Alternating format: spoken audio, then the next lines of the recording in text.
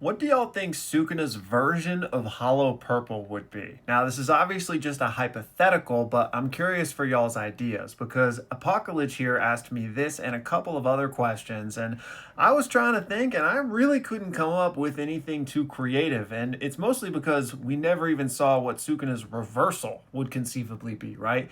And whatever his Hollow Purple would be some sort of combination between shrine and its theoretical reversal to create something entirely new.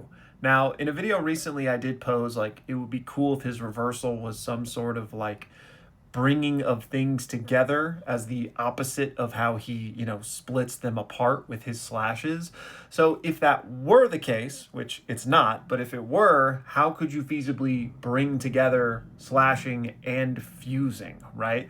And the only thing I could really come up with is that if we assume that his reversal of fusing is kind of like a makeshift heal or a makeshift way to mend, if you guys are D&D 5e people out there, if you know what I mean by mending, then maybe some sort of combination of these things could be like some sort of like cold fusion or like atomic level like combination, meaning like if the reversal is simply a quick fix, then the combination could be like a way to combine things that aren't meant to be combined, like, and I again don't think this is what's happening at all, but then that could serve as a way to explain like how he augmented his body with like extra arms and mouths and stuff. Like maybe Sukuna can perform some sort of weird like cold fusion ultimate technique where he can put things together that aren't meant to be together.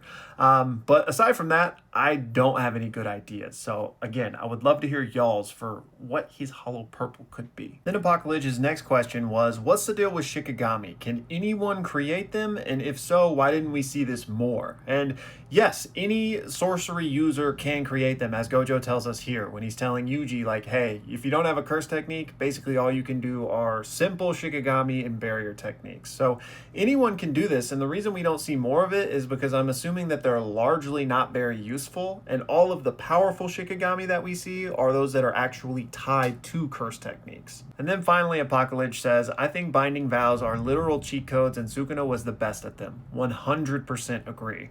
And then he poses this idea of a self-totality with the 10 shadows, wherein the 10 shadows user could absorb all of the totalities from the Shikigami to empower himself. And this is an exact theory that I talked about a long time ago as well. I thought this would be a really cool idea. Now, since the series is over and we didn't really see that, I'm guessing it probably isn't a thing, but I'm right there with you on that this would be incredible.